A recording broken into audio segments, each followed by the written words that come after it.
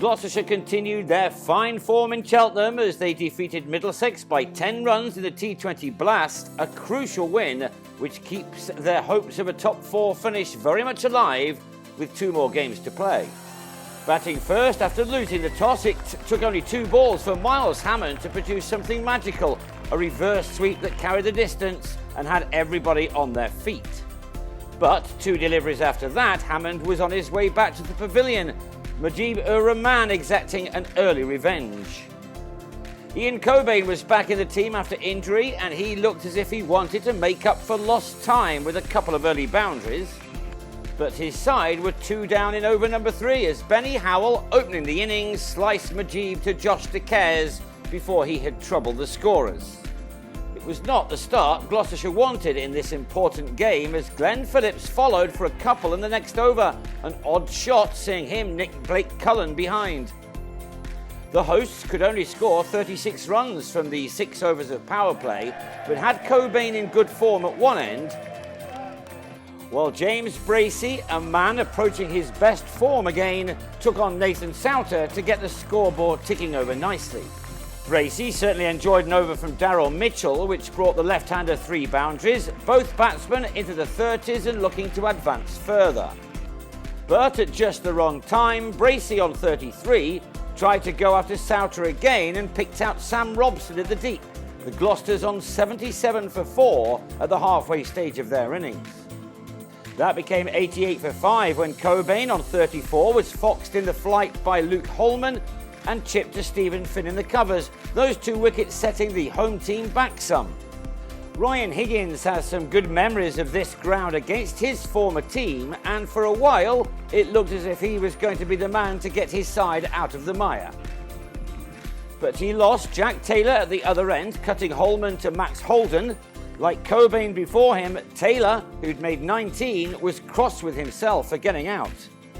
Higgins remained, and with shots like this one, there was still hope of setting a challenging total. In the pavilion kitchen, they were now probably missing a sink. Graham Van Buren sent Finn high and down the ground for another maximum to bring up the 150 in the penultimate over. One which was finished off by Higgins, somehow almost sweeping Finn for a flat 6. One of the most outrageous shots that many a cricket fan will have ever seen. Van Buren kept the momentum going, another boundary cleared to bring up the 50-run stand between these two, the runs being made rather crucially in just 25 balls. Van Buren fell next ball, top-edging Mitchell to Cullen, but his 28 runs had occupied only 17 balls, an innings which had altered the complexion of this contest. Higgins was out to the last ball of the innings, his 43 runs using up only 25 deliveries, and thanks to him and Van Buren, Gloucestershire were able to end their 20 overs on 171 for 8, many more than they would have anticipated at one stage. Now the bowlers continue the game's upward curve for Gloucestershire. It took some outstanding work in the deep by Phillips to see the back of Stevie Eskenazi off Matt Taylor. A wicket soon backed up by Josh Shaw, who had Robson driving without due care and attention to Jack Taylor. Middlesex left on 23 for 2 at the start of the 4th over. Those wickets had the home team on top, but with Mitchell now in and playing scintillating shots such as this one, they knew that there was still much work to be done.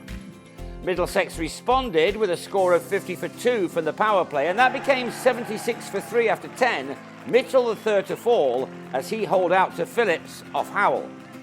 Howell and the ever-redoubtable Tom Smith put on the squeeze, the latter rewarded for his efforts with the wicket of Joe Cracknell, who picked out Cobain after scoring 26. He bats, he keeps, and now seemingly Phillips bowls. Not often by all accounts, but when Jack Taylor brought him on, he saw the talisman bowl Holman with his 5th delivery. Smith's figures were ruined by debutant De Cares, son of Michael Atherton, who took 14 runs off the spinners last over, including this maximum, which had the target down to 63 from 6 overs. But that was all the batsman could manage, a mighty swing across the line to Howell bringing about his downfall. Howell finished with figures of 3 for 23 when he trapped Souter in front with his next delivery, a wicket which just about had the game in the bag. Middlesex left on 110 for 7 with 5 to go. They were soon 8 down as Higgins bowled Majee, who was trying to play a shot which he obviously needs to practice a lot more.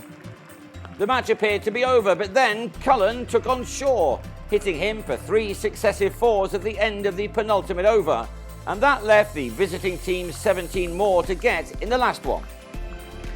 But Higgins held his nerve, this the final delivery of an over which cost just 6 runs, Middlesex ending on 161 for 7, a job very well done by the Gloucesters.